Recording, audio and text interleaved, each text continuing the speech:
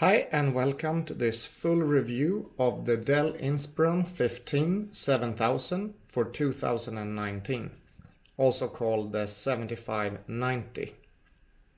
Thank you for the huge response in my unboxing and first look video and for all the requests that you posted on what you want to see more of in this computer.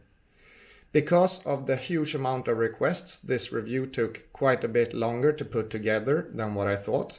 But I have done my best to gather all the information available to make you as sure as possible on whether you would like to buy this computer or not. Also, a bit of the delay came because I was out traveling and had only slow internet connections. First, I was in Madrid, then I went out with my parents in their boat for 2 days with really no good internet connection, but I had some great opportunities to film stuff with my drone. After that, I went to my parents' place where there's also no good internet connection, and now I've finally arrived in Stockholm in a hotel room where I have a decent space and a decent internet connection, so I've been able to download all the benchmark softwares, download a game, and we're gonna get through this all right now. Since this will be a quite long video, I will put timestamps in the video description. So if you open up the video description, you're going to be able to see all the different parts that we're going through in the review. To answer some of the first basic questions that you posted, why is there a Lenovo background in the unboxing video? I signed into my Microsoft account when I set it up, and apparently from my other Lenovo computer it has saved the wallpaper, so that's just the reason. The configuration that I bought is the i5 with the GTX 1650, 8 GB of RAM, and a 512 GB SSD. Also, this computer has no fingerprint reader. That wasn't even a choice when I bought it. If it was a choice, I would definitely have got it with the fingerprint reader, but for now it wasn't available, so I just had to go with the no fingerprint version. I've used the computer for about a week, so I've had a fair bit of time to feel the build quality of it, and I think the build quality is still really good. For example, if you touch the screen like this, you can see there's not so much wobble. So the hinge is quite sturdy. If I touch it like this, you see there's a little bit of screen flex, but this is definitely not a lot, and there's a lot more on the other laptops I've been using lately. So I definitely don't see this as a problem. A lot of people always want to know whether you can open a laptop with one hand only. So now I have closed it and I'm gonna open it just with my thumb at the front here. And there you can also see the feature that it's starting immediately when you open it. When the computer arrived, it had quite a bit of bloatware installed. Both the games that come with Windows and also a bunch of different Dell softwares that I haven't used so far. A lot of people requested some more input on Coil Whine, and I'm not sure if you can hear it now because this is not the most high quality microphone, but I'm gonna bring the camera as close as possible to the computer.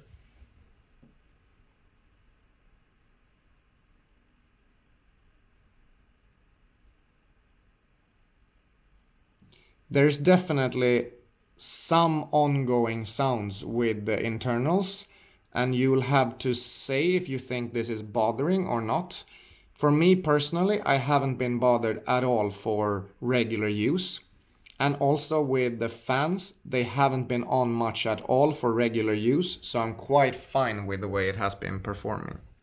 Let's talk a bit about the battery life. This morning, I had the computer fully charged. I then spent about 2 hours and 40 minutes on a train working on it with about moderate use. I then spent about 30 minutes in a cafe, and then I spent 2 hours and approximately 10 minutes in a client's office. That accounts for a total of 5 hours and 20 minutes of active work use. Then I was all the time surfing on my 4G modem that I had attached with USB, and I also charged my phone to about 50% battery once. The power mode was on better battery, so not power saving mode, but the one above it. And I had the screen at about half the brightness. When I left the client's office after working there, the battery was at exactly 20%. So that will give you an idea of roughly how good the battery is. I really feel comfortable leaving the charger at home, and if you are able to switch over to battery saving mode for a while during your day, you're definitely gonna have a full day power out of this computer. I was also running it on battery power while doing some heavy tasks while I was traveling, merely editing the unboxing video to be able to publish it as quickly as possible. Right now I'm exporting the unboxing video, and I've been editing the whole video on the computer on battery power only in the direct sunlight here in this window on the airport. And I have to say, both heat-wise and performance-wise, the computer has performed very, very well. I have been able to use it without creating optimized media, and just edited completely fine on battery power only. Now I went down quite low while I was exporting the file, so I had to plug in, and it will soon be done, and then you will see my first impressions of the computer. While editing full HD video in Davinci Resolve, there was no problem with lag or anything, even while running it on battery power. Right now, as I speak, the fan kind of picked up a little bit and started putting out noise that is more than noticeable. However, most of the time I think that it's been fine, especially if you're not in a very silent environment. But right now it's very silent around here, and the fans are definitely noticeable. Let's listen to the speakers.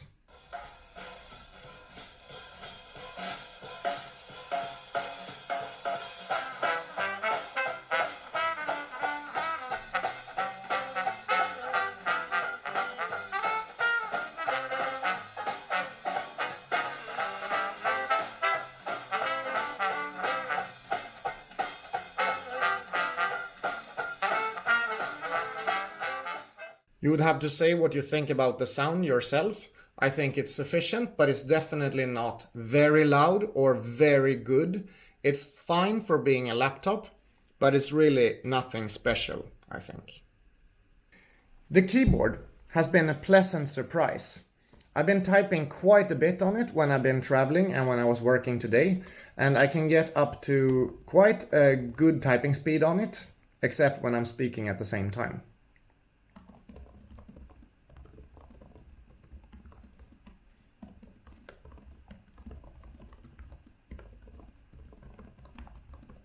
The keys are okay, but they don't have a lot of click to them, and they definitely don't have a lot of depth to them.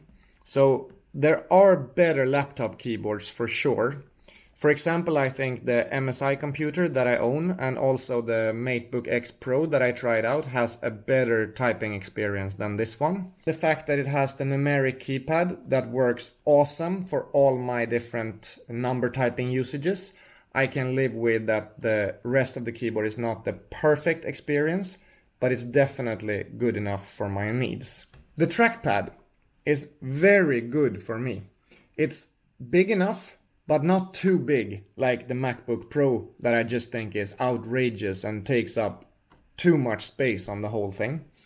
It has a nice soft touch click to it and a relatively noisy hard click to it. I'm almost never using the hard click, so I'm double tapping to get the right click. But for you that use hard click, you should know that there's definitely some noise to that one. Gestures work fine. So right now, swiping, for example, 3-finger swiping to change window or to get to all windows or to get to the desktop works fine. The audio coming from the 3.5mm jack is kind of hard to show you, but I used it for a bit when I was editing and also listening to some music, and it's definitely not as loud as in both my Lenovo and in my MSI computer, but it's good enough for what I need. And if I need better audio, I usually just plug in an external sound card anyway. This is the video and audio quality of the webcam. So you can see right here how the webcam performs and see if this is good enough for your needs. You can also see that I'm wearing an outfit that maybe I wouldn't wear for a business meeting, but that's a bonus for you right there. One thing I did have some trouble with, as you could see in the first video I posted about this, was the charging with USB-C. As you could see in the first video, I tried to charge it with a 45 watt power adapter, which didn't work. It prompted me to charge with a 65 watt or more power adapter. I tried a few different adapters over the last few days. Have a look at these clips so you can get some insights in my adventure to get a USB-C charger that worked with this computer. Also here, Dell Power Manager says not a supported charger for normal operation, so it's not charging. I'm now at the third try with another USB-C charger, and as you could see before, it didn't work with the Macintosh 87 watt power brick. I went and bought another 87 watt power brick, which is from PlexGear, so kind of a random no-name charger, and it's time to plug it in and see if this one is working. I very much hope so. It says there that it's 1 hour and 46 minutes until it's fully charged, and I'm actually gonna close it now and let it sit for a while and see how much it has charged up. About 20 minutes later, and we are now at 36%. So I started off at 18%, I believe, and we are now at 36%. So it's definitely charging using this 87 watt power brick. That's great news. Some people asked about the quality of the Palmrest, and I think this is pretty much perfect for what I want from a laptop. I think this is much better than on my MSI. It doesn't get smudged, it doesn't get fingerprints. It's better than Dell XPS 15 because that is also getting smudged and fingerprinted all the time. Both the look and the feel, and that it doesn't get dirty. I'm very happy with the quality of the Palmrest. The things I don't like about the computer, first of all, I've had a lot of Bluetooth disconnects. Most of the time I work using a Bluetooth mouse, and it works for 5 minutes and then it disconnects and it's not possible to reconnect it. It also works again when I restart the computer, but then it stops working after 5 minutes of use. This is a huge negative for me. I will try to use it a bit with my USB adapter instead, but if I don't get this to work properly, I might just not use this computer because of this issue. Second of all, the micro SD card slot makes the SD card stick out a little bit, as you can see there. So it has happened a few times that while this was in the case, it has been ejected like that. And if it falls out of this slot, I'm sure I will lose it. So most likely I will not use this as an extra storage as I'm doing now with a 256 gigabyte SD card. Instead, I will put an extra M2 SSD in the computer to get extra storage and just use the memory card slot for transferring files. The USB-C charging has been the most obvious downfall. I was sure that it would be possible to charge this one with whatever different charger I would have. Apparently it needs something that is pretty strong and it's not powerful enough to use the Apple 87 watt charge brick. It won't work. That's quite a disappointment, I have to say. When the screen goes to sleep, so if I just leave it like this for a few minutes and then the screen goes to sleep and I have to wake it up again, then that wake up time is much slower than what I've seen in other Windows laptops. It's actually slower than what I think is reasonable. The biggest problem, however, is that I have now tried to use the Thunderbolt port to connect to an external screen, an Apple Thunderbolt screen, which works with all my other computers that has Thunderbolt 3. I cannot get it to work with this one. It won't connect. I have updated the driver, I have updated the software, restarted the computer, and I cannot get the screen to connect to the computer. That's a huge downfall, and it basically eliminates a lot of the needs that I would have had for this computer. Finally, it's time to get to some benchmarks. And first I'm going to do some real testing of editing 4K footage and see how the CPU and GPU performs with this. Here's some footage, and this is all done in Davinci Resolve. But let's just import a clip to the timeline and then see how it plays straight away.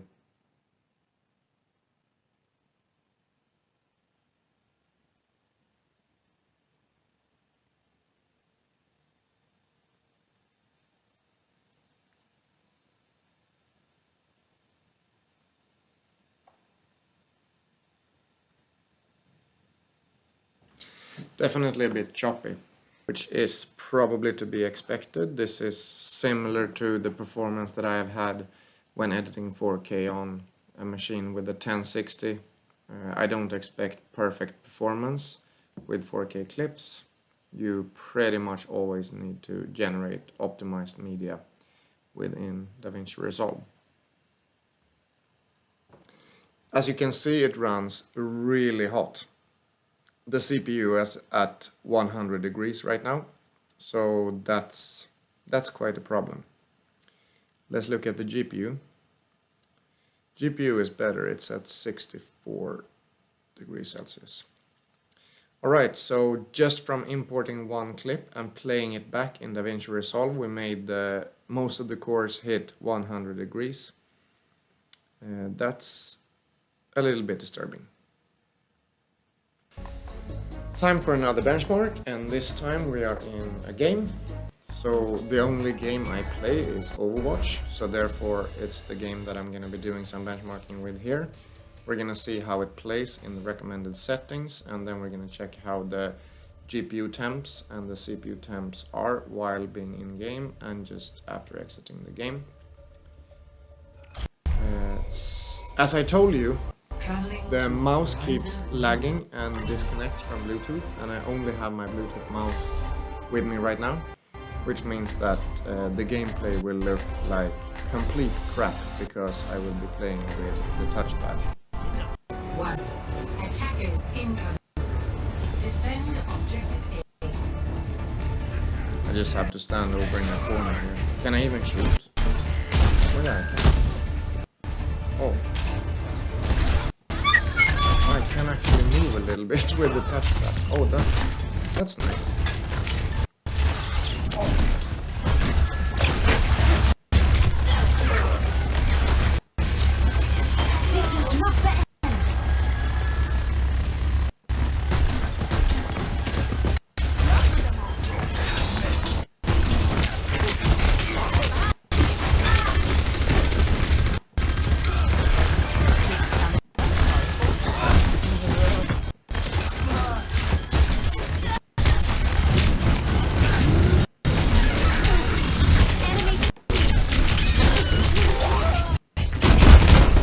That might just have been the worst Overwatch I have ever played. Without the mouse, without the touchpad.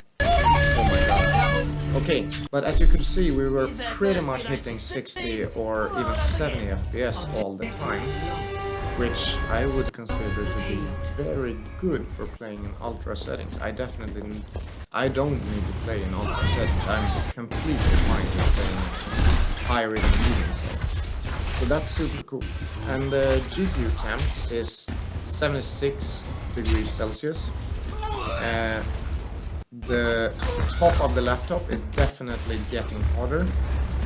The top of the keyboard, WASD, is getting a little bit hot as well. I would actually prop this up on a stand and I would play with it. That would be the preferable way of playing. I'm going to exit it now and we're going to check the CPU temps. Alright, so as you can see we have 85 to 90 degrees on the CPU. So that's That's maybe not ideal, but it's also not completely terrible. I've had similar stats with my MSI computer quite often when I've been playing games. And the GPU on the MSI computer has been way hotter most of the time. Let's check the classic benchmarks and see how the computer performs in these benchmarks. And we're doing CrystalDiskMark with the regular settings. There you have the benchmark of the SSD. We are now in Heaven benchmark, and I'm gonna run it with all the normal settings, and we're gonna see how it performs.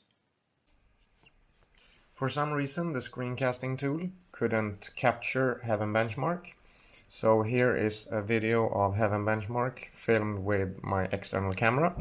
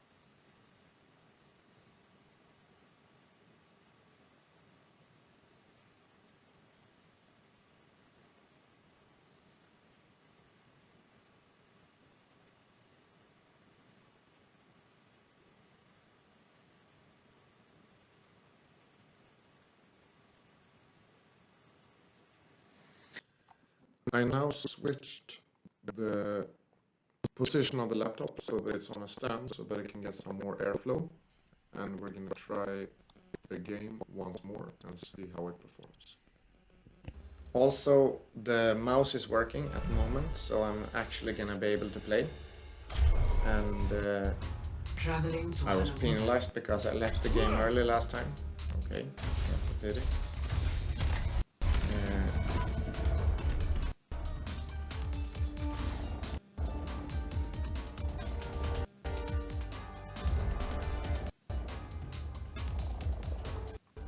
The mouse problems in general, though, I would have to say is the hardest part with this computer for me right now. That the mouse is constantly disconnecting from Bluetooth makes it completely unusable for daily usage. So yeah, if that's not resolvable, it's gonna be tough for me to use this computer on hand.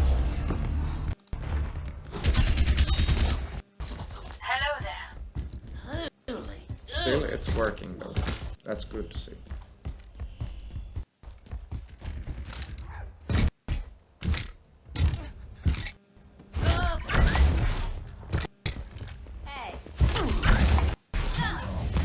So now when I'm playing on Ultra and in Traveling to Nepal. Fire in the hole! It's a perfect day for some so now I'm playing in Ultra, we are almost constantly hitting the 7 FPS threshold. We're gonna see if we can adjust the threshold up a little bit.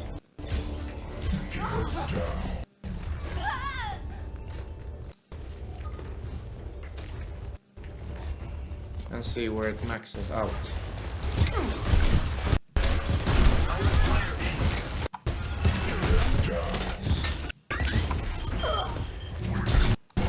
Running around 80 to 70, between 70 and 90 the time. Sound drops here and there. But the GPU stays at around 74 degrees. That's impressive.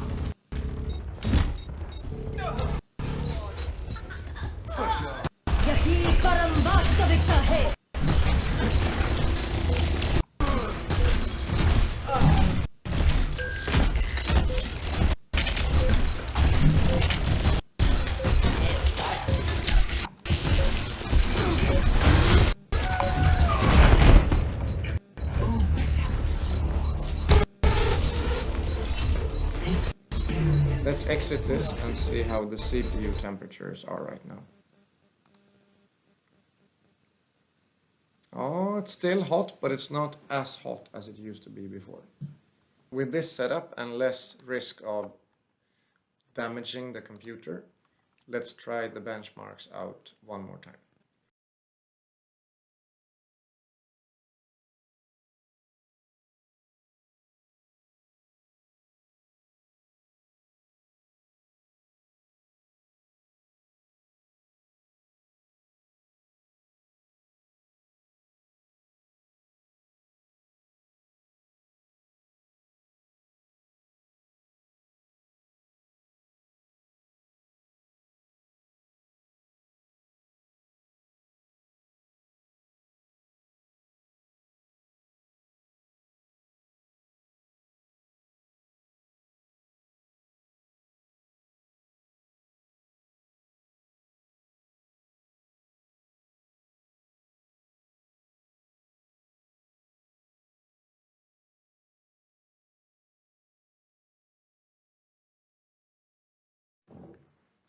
OpenGL landed on 89.63 FPS. Let's run the CPU test.